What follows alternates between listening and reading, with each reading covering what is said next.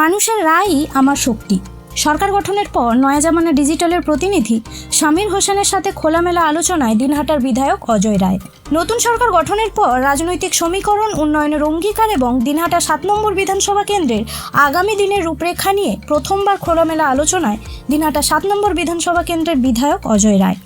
মানুষের প্রত্যাশা, নির্বাচনী প্রতিশ্রুতি, এলাকার পরিকাঠামো, কৃষি, শিক্ষা, স্বাস্থ্য থেকে শুরু করে রাজ্যের বর্তমান রাজনৈতিক পরিস্থিতির নানান গুরুত্বপূর্ণ বিষয় নিয়ে নয়া জামানা ডিজিটালের একান্ত সাক্ষাৎকারে নিজের মতামত ধরে তুললেন তিনি। এই বিশ্বাস আড্ডায় উঠে এলো তার ভবিষ্যৎ পরিকল্পনা, চ্যালেঞ্জ মোকাবিলার রূপরেখা এবং মানুষের পাশে থাকার অঙ্গীকার। দাদা, বললাম প্রথমবার বিধায়ক হিসাবে বিধানসভার অধিবেশনে যোগ দেওয়ার অভিজ্ঞতা কেমন ছিল, একটু যদি বলতেন। দেখুন, বিষয়টা হচ্ছে নতুন অভিজ্ঞতা তো বটেই, ভালো লাগলো এক কথায়। আর এখানে আমরা যে বিধানসভায় আমরা যারা গিয়েছি আর কি, আর নতুন নতুন সবার সাথে পরিচয় হয়েছে এবং এক কথায় যে অভিজ্ঞতা আমরা সঞ্চয় করেছি আর কি, আগামী দিনে মনে হয় যে আমাদের কাজে লাগবে। হেভিওয়েট নেতাকে হারিয়ে জেতার মূল চাবিকাঠি কী ছিল আপনার? চাকরি কাটে কিছু নয়, আমাদের যারা কোথায় কর্মী যারা, তারা সততার সাথে এবং সাহসিকতার সাথে যেভাবে কাজ করেছে এবং সেই সাথে দিনহাটার মানুষের যে ভালোবাসা বা আশা প্রত্যাশা, যার ফলে মানুষ আমাদের সমর্থন দিয়েছে আর সেই জন্য আমাদের চলছে। দিনহাটার মানুষের জন্য আপনার প্রথম কাজ কি হবে?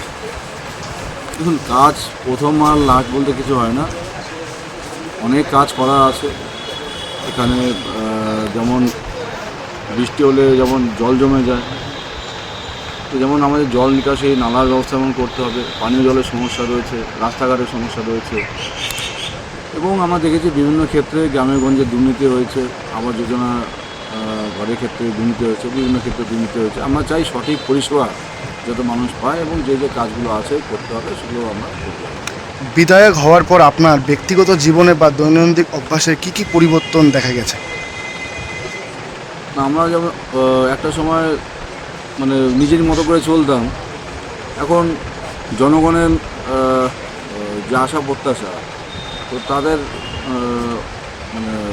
ইচ্ছা অনুযায়ী আমাদের চলতে হয়। কারণ যেমন সকালবেলা উঠেই যেমন প্রচুর মানুষ আসেন তারা পরিষেবা নিতে, তো সেখানে যেমন বাড়িতে সকালবেলা আমরা সময় দিচ্ছি, পাশাপাশি বিভিন্ন গ্রামে গিয়ে মানুষের যে সমস্যাগুলো আছে সেগুলো শুনছি, তো সেগুলো সলভ করার চেষ্টা করছি। তো সারাদিন জনগণের উপর দিয়েই কেটে যাচ্ছে। সাধারণ মানুষের চিকিৎসার সুবিধার জন্য কি ভাবছেন? চিকিৎসা দেখুন, আমাদের দিনহাটা হসপিটাল বলতে গেলে একটা নরকের পরিবেশ তৈরি হয়ে গেছিলো বিগত সরকারের আমলে। আমরা চাচ্ছি আগামী দিনে যে দিনহাটা সরকারি যে হসপিটালটা আছে, এখানে তো বেশিরভাগ মানুষ আসেন যারা গ্রামগঞ্জ থেকে আসেন, অত্যন্ত দুস্থ এবং গরিব পরিবারের মানুষরাই তারা আসেন। তো সঠিক পরিষেবা তারা যাতে পান এবং সুচিকিৎসা যাতে হয়, তো সেই বিষয় নিয়ে আমরা ইতিমধ্যে কথা বলেছি এবং হসপিটালটাকে ইতিমধ্যে যেভাবে ঢেলে সাজানো যায়, সিটি স্ক্যান মেশিন যেমন নেই, আরও অন্যান্য যেই সব মেশিন নেই সেগুলো যাতে আনা যায়, মানুষ যাতে সম্পূর্ণ পরিষেবা এখানে পায় সেই চেষ্টা আমরা করি। দিনহাটার যুবক যুবতীর কর্মসংস্থানের জন্য কি উদ্যোগ নেবেন? দেখুন, আমরা চাচ্ছি যে এখানে একবারে সরকারি চাকরি যখন রিক্রুট হবে সেটা তো একটা বিষয় গেল, একটা পার্ট। তারপর আমরা চাচ্ছি যে দিনহাটায় যাতে কোনো শিল্পপতিরা এখানে করেন, যাদের এখানে ইন্ডাস্ট্রি হয়। আমি ইতিমধ্যে আহ্বান করেছি, কোচবিহারে সেদিন আমাদের অনেক শিল্পপতির সাথে দেখা হয়েছিল, তাদের সাথেও আহ্বান করেছি। আগামী দিনে চাচ্ছি যে দিনহাটা যেমন এখানে ধানের মিল রয়েছে, অনেক হিমঘর রয়েছে, পাশাপাশি অন্য কোনো ইন্ডাস্ট্রি এখানে করা যায় কিনা, যাতে বেকার যুবক যুবতী যাতে কাজ করতে পারে, যাতে বাইরে যেতে না হয়, সেই পরিশ্রম হয়। মহিলাদের স্বনির্ভর করার এবং সুরক্ষার জন্য বিশেষ কোনো উদ্যোগ থাকবে কি? আমি ইতিমধ্যে বিভিন্ন যে এলাকায় যারা একটা সময় বিভিন্ন ক্লাবে বলুন, বিভিন্ন মাঠে বলুন, অনেক নেশাগ্রস্ত ছিল, তারা একটা ঠেক তৈরি করে রেখেছিল।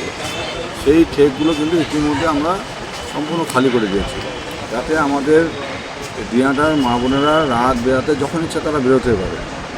এবং প্রশাসনকে সবসময় আমি সতর্ক রেখেছি, সজাগ রেখেছি এবং প্রশাসন সুন্দর কাজ করছে। আর দীঘাটা এই মুহূর্তে খুব শান্তির বাতাবরণ তৈরি আছে। সাধারণ মানুষ যে কোনো প্রয়োজনে আপনাকে কীভাবে পাশে পাবে? সবসময় পাশে পাবে, যেমন যখন মানুষ যখন ডাকে আমি নিশ্চয়ই সেখানে যাওয়ার চেষ্টা করি। তারপরেও আমার যখন সময় হয় বিধানসভা বাদ দিয়ে আমি বাকি সময়টা হয়তো রাতে ঘুমানোর টাইমটা হয়তো আমি নিজের বাড়িতে থাকি, খাওয়ার টাইমটা হয়তো নিজের বাড়িতে কোনো সময় থাকি, বাকি যে সময়টা বেশিরভাগ সময়টা আমি নিজের বিধানসভা সাধারণ জনগণের সাথে আমি থাকি। আগামী 5 বছর দিনহাটাকে কেমন দেখতে চান? আমি চাই যে এখানে সম্প্রীতি বজায় থাকুক, মানুষের মধ্যে মেলবন্ধন থাকুক, মানুষের মধ্যে ঐক্য বজায় থাকুক, মানুষ যাতে শান্তিতে বসবাস করতে পারে সেই প্রচেষ্টা আমার যেমন থাকবে এবং আমি চাই মানুষ এখানে শান্তিতে বসবাস করে। দিনহাটা সাধারণ নাগরিকদের উদ্দেশ্যে আজ আপনার বিশেষ বার্তা কী হবে? সাধারণ মানুষের বার্তা একটাই, যে আপনাদের যেমন ফ্রিডম রয়েছে, স্বাধীনতা রয়েছে। একটা সময় যেমন এখানে স্বাধীনতা ছিল না, গণতন্ত্র ছিল না। আমরা চাই যে এই গণতন্ত্র যেমন প্রতিষ্ঠা হবে এবং সাধারণ মানুষ যে যার মতো করে এখানে স্বাধীনভাবে বসবাস করবে, যে যার মতো করে কথা বলতে পারবে, নিজের কোনো যদি কেউ কোথাও অন্যায় দেখে সেই অন্যায় তারা প্রতিবাদ করবে যেমনি, এবং যাতে সবাই মিলে মিশে দিনাটা যাতে সবাই থাকে এবং দিনাটার উন্নয়ন ক্ষেত্রে সবাই যাতে একটা জায়গা থাকে উন্নয়নের।